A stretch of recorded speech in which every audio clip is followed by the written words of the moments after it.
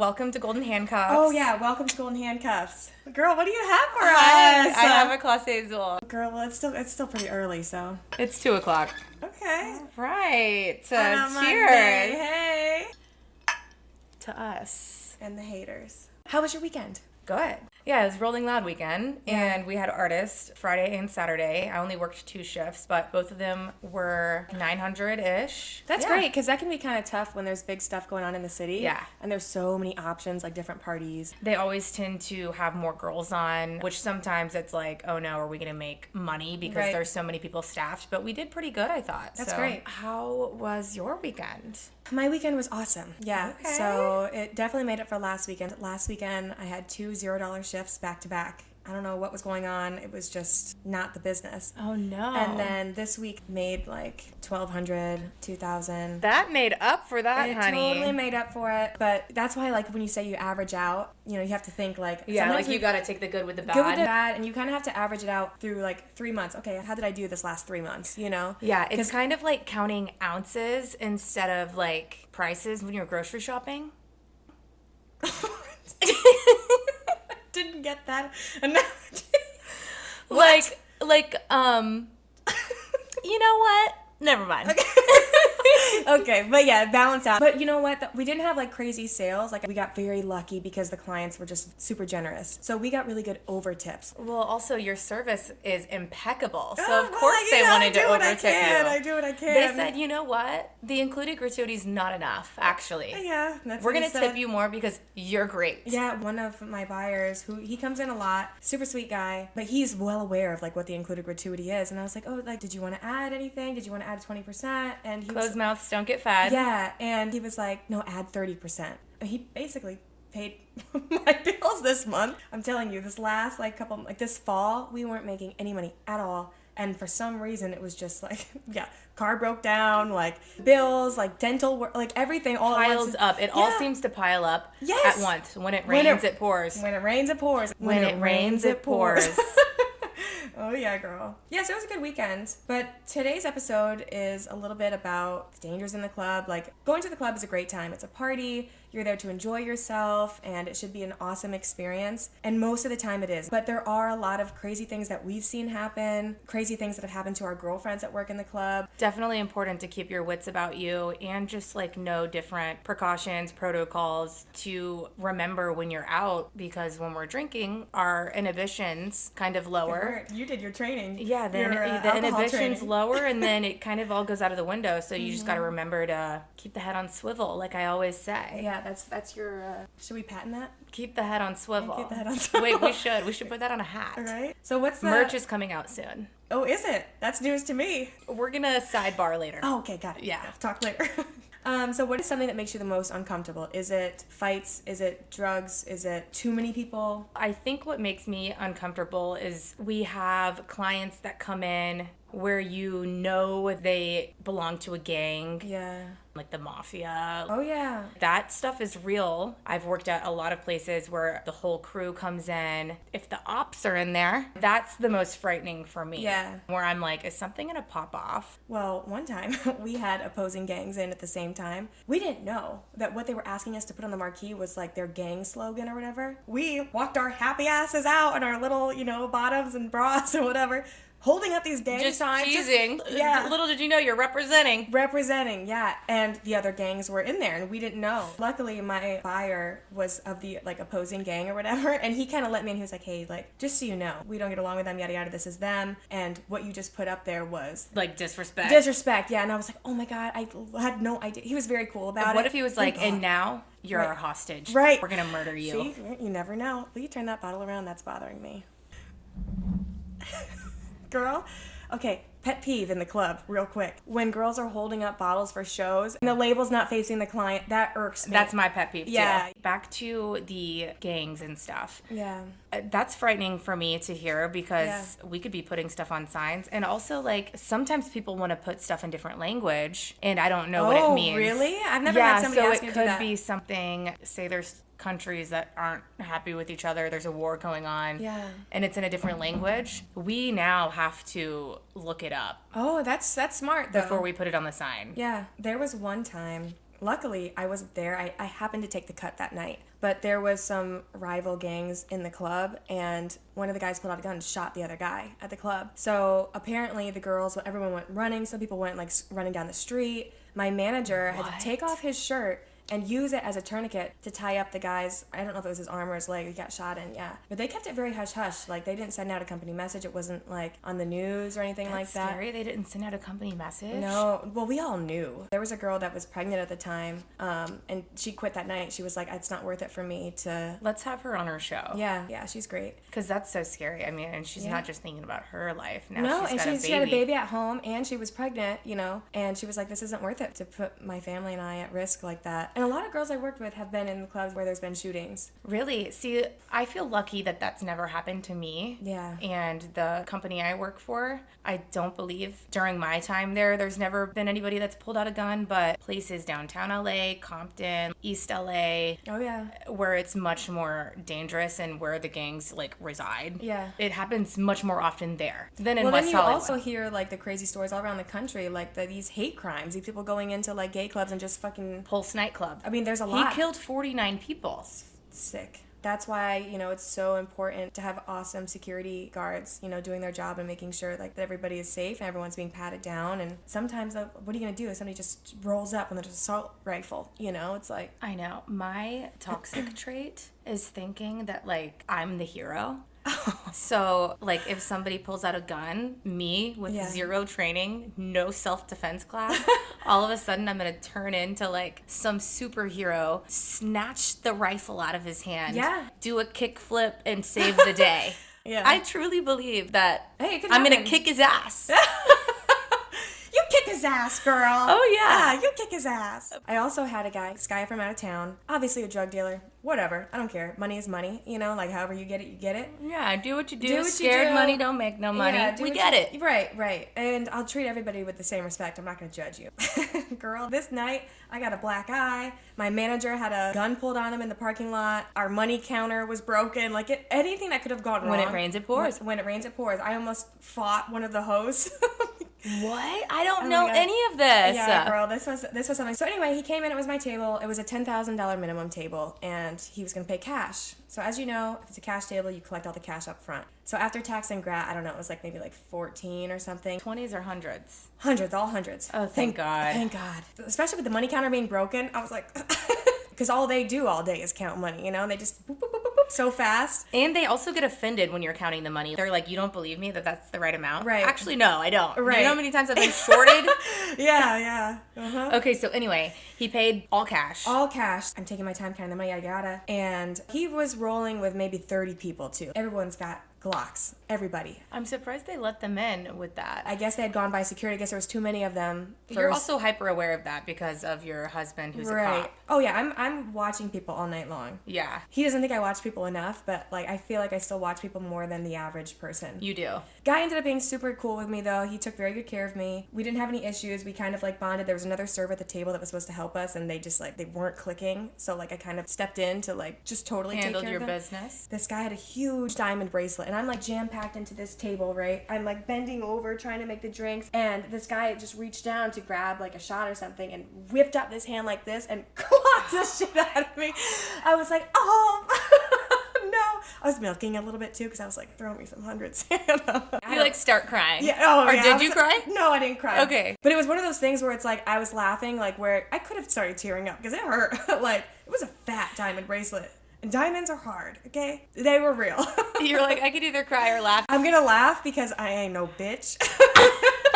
Yes! Because mama ain't raised no bitch. But yeah, so black eye, he like cut my eyebrow. So then he spends his $10K, he's already closed out, right? Then the host tries to tell me like, oh, it was supposed to be $15,000. So like you need to get $7,000 more from him right now. That's the 5 plus the tax and grat. And I was like, that wasn't on the slip that he signed. When buyers come in, they sign a commitment slip. And it says, I, John Doe, agree to this minimum, including the tax and grat, and they sign it. Yeah. So it said $10,000. And I was like, well, does the client know that? And he was like, yeah, the client knows. Just I need the $7,000. And I was like, I'm not asking him for that. Like, I need another slip that says that. That's also very aggressive. All of a sudden request $7,000 more dollars. And he's already been pressed by this other waitress that he's not getting along with. So the other waitress then went to the client, was like, I need $7,000 more dollars. and he flipped. He was like, what? Give me my waitress. You're not my fucking waitress. And I was like, look, don't worry. Like, that was a mistake. But the host went and told the uppers that, like, oh, there's this new waitress is, like, missing out on this minimum. She's not hitting her minimum. I went to my manager, dope manager. I was like, look, I'm not about to put the company's name on the line. I'm not putting my name on the line and upset this client. He's spending the most money in this whole club right now.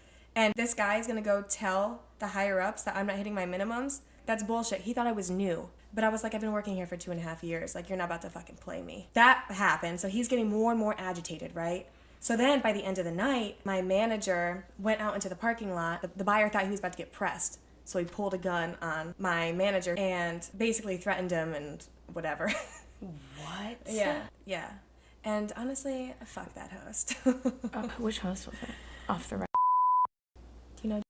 He does our. Yeah. Careful with that one. Okay. Right. Maybe you could even take out fuck the host, but... No, we're going to bleep the name. Okay. We're keeping it in. Yeah. I'm going to say, which host is that? And it's going to be like, beep. You are messy. That's too much. That is too much. Okay, we won't do it. Scratch that. Yeah, don't do that. Don't do that. No. We got gangs watching our show. Girl! Ooh, I'm nervous. Yeah. Like I said, I'm lucky enough to not, like, have dealt with any guns and stuff, but I have seen so many fights, and sometimes I live for the drama and I want to get close and like check it out and like see what's going on. But it also scares me because I don't know if you remember this story from a long time ago. This was on a soccer field where one of the soccer players' dads punched the ref and the ref died. What? Yeah, from just a punch. And then my old boss, when I worked downtown LA, headbutted somebody. Have you ever seen, did you work there? Yeah, I did. Have you ever seen anybody headbutt somebody?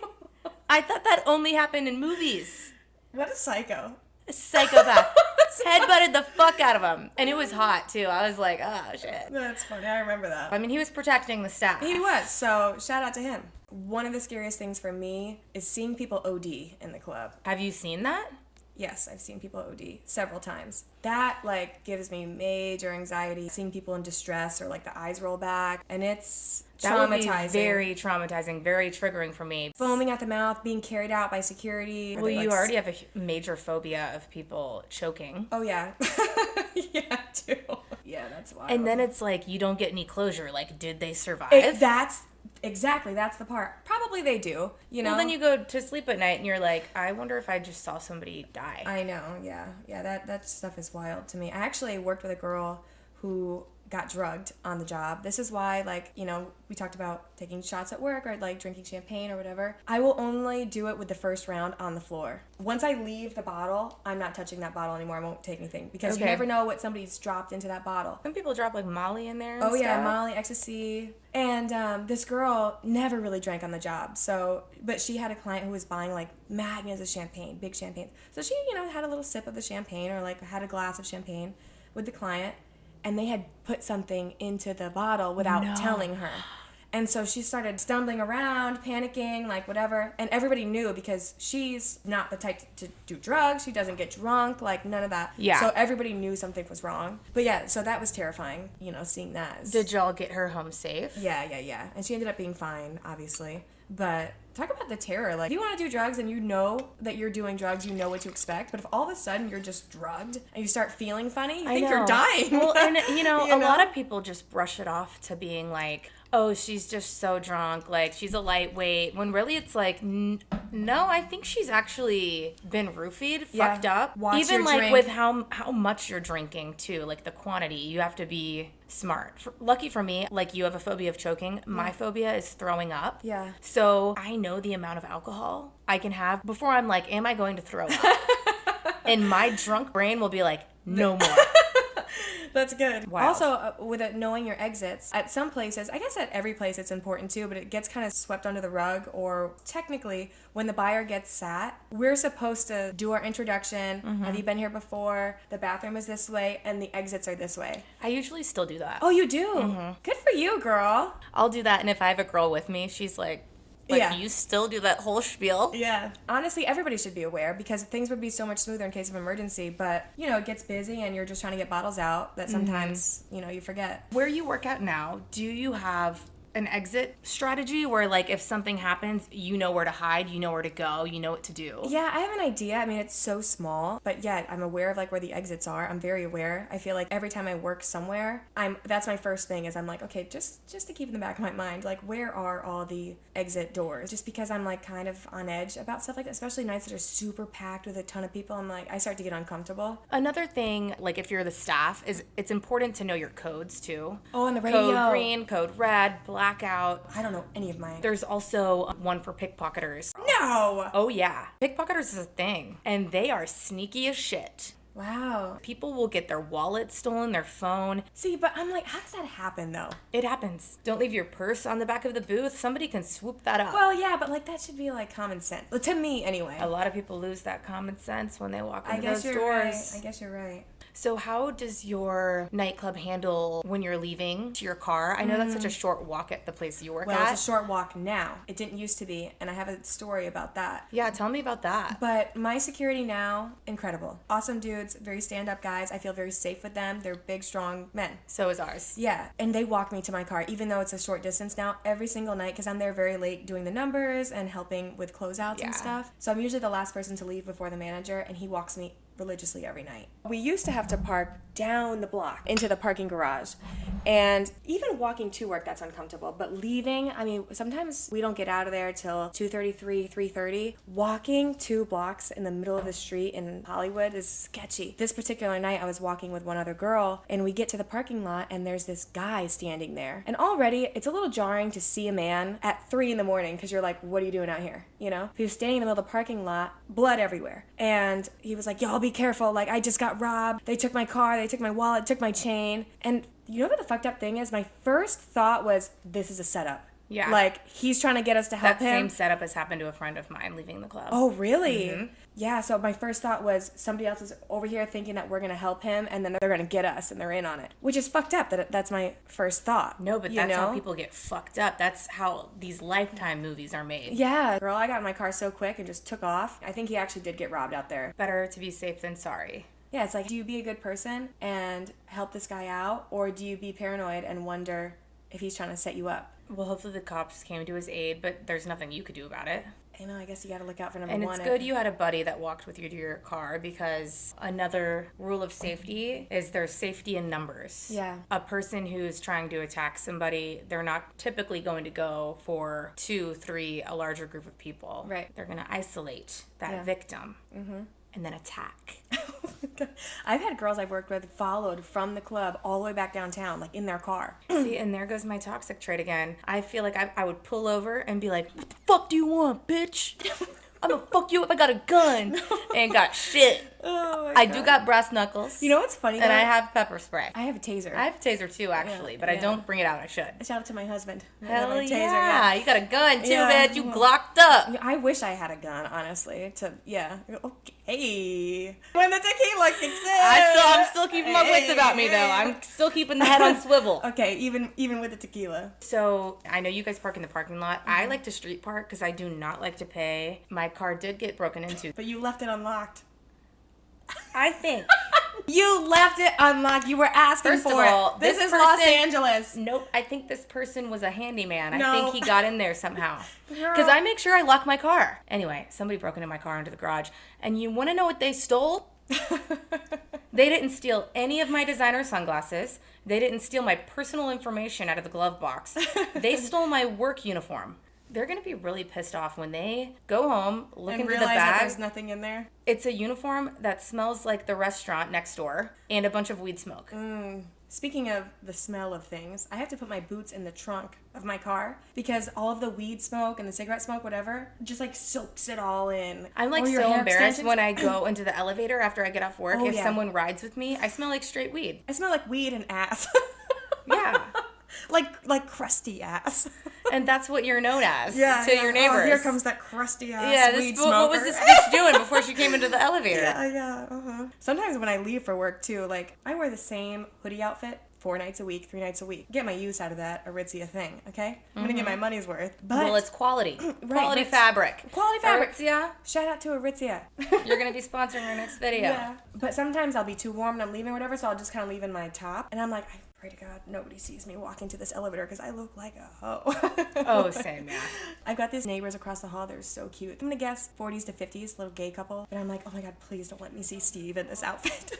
Has he ever? He hasn't seen me in the outfit. He only sees me when I look like a gym rat. So like He's won't automatically gonna think OnlyFans. Yeah, well, something. She's popping pussy on camera. You know what's crazy is like I've seen him when MJ and I go for date night. I'm all dressed up, and I'm like, "Hi, Steve," and he does no idea who I am. I'm like, wow, I look that different when I'm done up. Oh, I look homeless as fuck. Oh, I look when I'm not one working. or the other. I'm surprised I have makeup on right now because one of these days, these cameras here, the podcast, they're gonna catch us slipping. Mm-hmm. You're gonna be like, "Did we get a substitute honestly on this episode?" I'm ready nope, for that. Just me. If it were up to me, I'd be wearing no makeup right now. Okay, well we'll do but it next I have to keep episode. up with Christine because in our first episode, I toned it down a little bit, and my husband said. You need more makeup because Christine looks like she's going out and you look like you're going to bed. Well, because I glamified myself up. Yeah, I know. Well, now I've got to compete with you and I've got to fucking... Absolutely not. Okay, so what would be your number one rule to follow, something to be mindful of when you're out on the town? My drink. Who taught you that? Who drilled that into your brain? Your mom? Probably my mom. First of all, I never really drank. Actually, I never drank, period, growing up, like at the high school parties and stuff. She was always very honest with me. She was like, look, like, I know you're at this age. You're going to do what you want to do. Call me if you need anything. Just tell me the truth, and it'll be fine. And that's kind of why I think now that's how I am. I'm like, well, it's the truth, so it's fine. Which sometimes can still get you in trouble. But I'm like, but it's the truth. Mine was complete opposite. I was, like, fearful. Oh. So I didn't really drink a lot in high school at all. Yeah. My mom thought I did, but I really didn't. I swear I didn't. But, like, she also drilled it into my brain. Yeah. Don't do drugs. Yeah. Always watch your drink. Yeah. And still to this day, yeah, I do one of them. But that's okay because even if you do, decide to dabble in some other things, you know what you're getting yourself into. Yeah, no, I really don't do drugs, drink, you guys. And nor do I even drink that much. Well, I do drink a whole bottle of wine a night. Yeah. But... I really don't. But though. if you're like, but that's different though. But even like if you decide to do drugs, you're doing drugs. You know what you're getting into. But if you're not watching your drink and someone puts some shit in there, then like Yeah, I say all this to say my mom did a really good job at Yeah. being like, beware. Yeah. Like, stay cautious. Mm-hmm. Like, even when you're on a run, don't wear your headphones in if you're outside. Because those are your senses. Yeah. You need all of your 5 senses. There is 5 senses, right? Is it 6? No, 6 senses a movie. You need all of your 5 senses, right? Yeah. To be just aware of your surroundings. What are the senses? Feel, hear, smell of fire. That's danger. Oh, speaking of which, wait, okay, tell me the senses and I've got a fire story because I almost set the club on fire one time. Okay, same. You do? Same. See, taste. That's 5. Amber's gifted. Amber has a 6th sense. I do have a 6th sense, and you know what it is? It's my fucking intuition. If you're a bad person, I know immediately. No, seriously. Amen. But anyway. I'm a good person then. Yeah, you are a good person. That was like a compliment and you didn't even know. I'm over here cheesing. I'm like, wow, she thinks I'm a good person. I did. Instantly, I knew you were a good person. That. Yeah, Same. you're Likewise. a people pleaser, which can be annoying as hell. Very annoying. Yeah. Very annoying. But I know that's a fault of mine. Yeah, and I'm too sensitive. Tell me about your fire story. Oh, yeah, okay. So I know I pissed this girl off because she was kind of like one of the OG girls. I had recently started working at this place, and I hadn't been really familiar with doing live sparklers. Like, I'm used to doing the lights, the marquees, or whatever. And she was definitely annoyed with me. She was not happy. She can get over it. Yeah, she can get over it. But I did almost burn the place down because the sparklers need to either be run under cold water or placed on like a marble countertop to cool off. And I was just throwing them in the trash, right? So a couple minutes go by, and she's like looking around. She's like, "Is something burning?" And I was like, "Uh-oh." So I was like, "I don't think so. I don't smell anything." And the sparkler had caught the plastic bag, the trash can. The napkins in there started catching on fire. And she was like, did you just throw this in there? She's like, "You have to put them in the bucket with the water." And I was like, "Oh my God, like, I'm so sorry. Like, I didn't realize, like, whatever." She was totally annoyed. Like, who is the new girl that just threw the sparklers in the trash? It was me. Like, remember that one time you were new? Like, have some like, come grace. on. I'm so nice to y'all. Yeah, I almost started a fire, but like, whatever. Well, I almost started a fire on the DJ booth. What? Yeah, we were doing sparklers, and you know the poppers that you pop and confetti comes out? That noise triggers me. I'm like, guns! I hate the noise. Yeah. I always think it's a gunshot. Yeah, same. Anyway, so there's like a huge buyer. There's like 6 girls up there doing sparklers, both hands. And there's like a little holder you can hold on to so you don't burn yourself. And someone did the popper and it popped mine off the taper onto the ground. I don't know how it didn't hit anybody because it was crowded. I don't know how no one saw it either except me and one other sparkler girl. Yeah. It's literally lighting the buyer's shoe on fire. Oh my God. Pointed straight at his shoe. Oh, God. I don't know how it didn't burn the soles off. I don't know how he didn't notice. The girl that I was with did actually kick it, but then she kicked it underneath the stereo where the DJ Where all the was. electrical stuff is? So then I'm like, fuck, now it's gonna blow up. Yeah. And it was like sheer panic for like 30 seconds, and then it was fine. Oh my God. That is nerve-wracking, though. I know. I was like, what are the odds that this fucking popper would hit this thing off? I have to condition myself We acted natural. not to look up at the sparklers. Oh, the dust always falls in my eyes. Always in my eye, and then I'm crying at the table, and the buyers are like, "Are you okay?" And I'm like, "It's just a sparkler. We're having fun." Oh, tears streaming, Yeah. and you're just like... And then it gets in your my eye. mascara, and you're just like, it look like, Cousin It or whatever, the ring. You got a bad batch. There's certain batches of those sparklers that's like popping everywhere. Oh yeah. Okay. I do want to say one last thing though. Yeah. Another just important thing to note is make sure your phone's always charged. I'm very guilty of always having my phone being on like 10% at all times. It is really, really important to always have a charged phone. Yeah, because not every place that you go to is going to just have phone chargers there. I know we don't. Yeah. And people ask us all the time, and they're like, well, how am I going to get my Uber? But yeah, that's a good point. Yeah, you don't want to be stranded, or if you are in danger, you don't have a source to call 911. Totally. Although now if you call 911, you're put on hold for like an hour. But that's a whole nother story. That's a topic for a different time. Yeah. But anyway, the point is that the club could be a really awesome place, lots of fun, great memories, but be careful. Yeah. Yeah, same thing for work. It could be awesome for us. We make a lot of money. We have a lot of fun with our girlfriends. But we also have to be very careful about what we do and how much we serve people and who's in the club. And just in life, too. Yeah, in life, yeah. The people you keep around you, make sure it's not just quantity, it's quality, and that you can trust them, and you're always just aware of your surroundings. Yeah, but you also gotta live your life. You also can't live in fear, so it's a happy balance. Yeah. Like everything. But yeah, so I think that wraps up our Dangers in the Club episode. I know. If we forgot anything, you guys, please message us. Please Yeah. DM us. And Because this ask was us more questions. of a serious episode where it's like, Yeah. I know we had fun with it, but it is a real thing. People get drugged, people overdose. So Yeah. if there's anything we forgot, make sure you guys let us know. Yeah, and we're open books, so ask us any questions. We're not here to trash anybody. We're not here to brag on anything at all, but we're going to be honest. Yeah. So feel free to ask us anything. Like, we're not ashamed, and, it can be super informational and interesting to people. So yeah, signing out, guys. We'll see you next week on my couch. See you next week on Wednesday. Oh, shit.